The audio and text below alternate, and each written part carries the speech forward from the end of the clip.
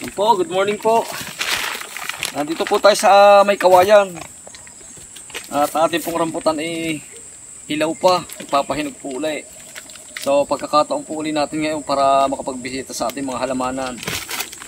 At yan po, katunayan po, itong ating itinanim na lakatan dito sa may kawayan, na 31 puno po ito, ay masukal na nga po ang puno. At ating winawatwatan, ating pong tinatabasan.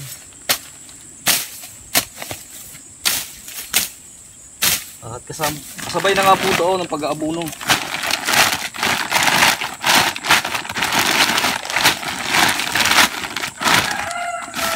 Yan, isang puno po ay ganitong karami, yung kaya nyong madakot. Yan,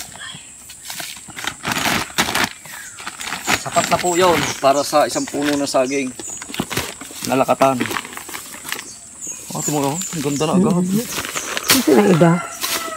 Huh? Kasi na iba lakatan. Hahanap, ay lubog sa damo. Ang bilis ng damo. Uy, nga sa damo, ang bilis.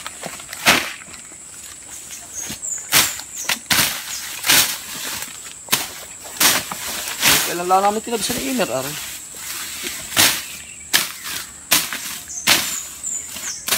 Napakabilis ng damo talaga.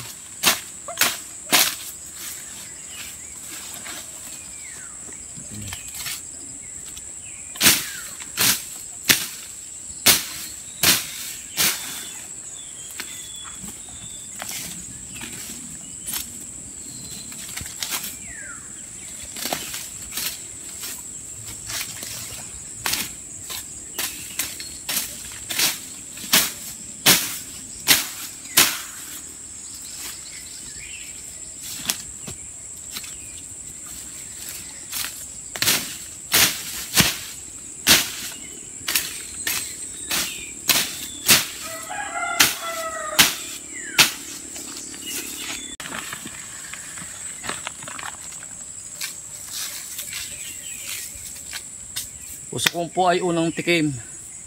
Unang patikim natin ng abono sa ating saging. At ito po ang purpose po natin kung bakit po tayo nagtanim ng saging na lakatan dito sa may kawayan.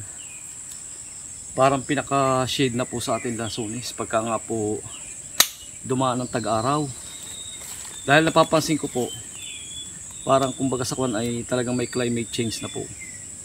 Pagka nga po nakaulan, sobrang ulan. Pag nakainit naman ay sobrang init.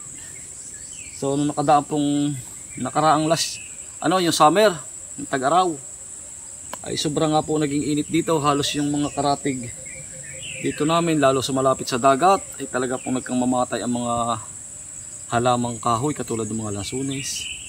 Ay sayang naman po bago po natin mapalaki, mapabunga, tapos sa isang idlap ay mamamatay lamang. So gagawin po natin ang paraan yan. Doon po sa makakapanood po nito, sana po ay gayanin ninyo aking ginawang ito.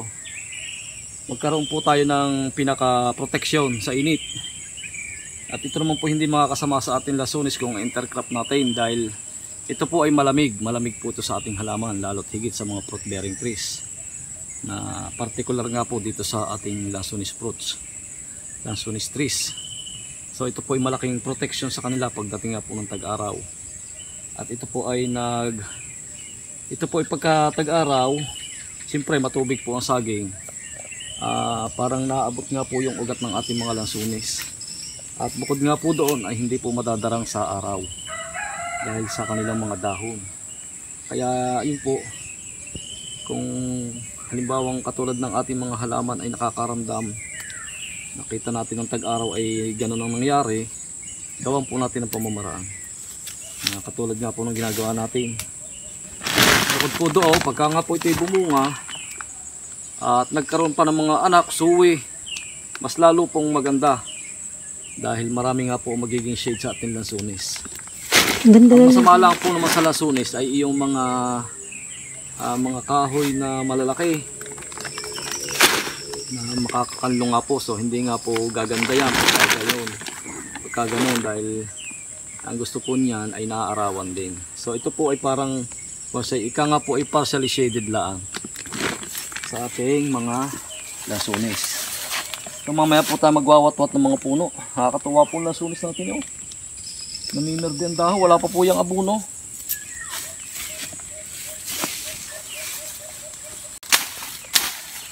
At yung kagandahan nga po, kung tayo mag-iisip na i-intercrop natin sa ating mga halaman, ay yung pong mapakinabangan din at yung nagbubunga. Na pagdating nga po ng araw, ay ating pong ma-harvest din.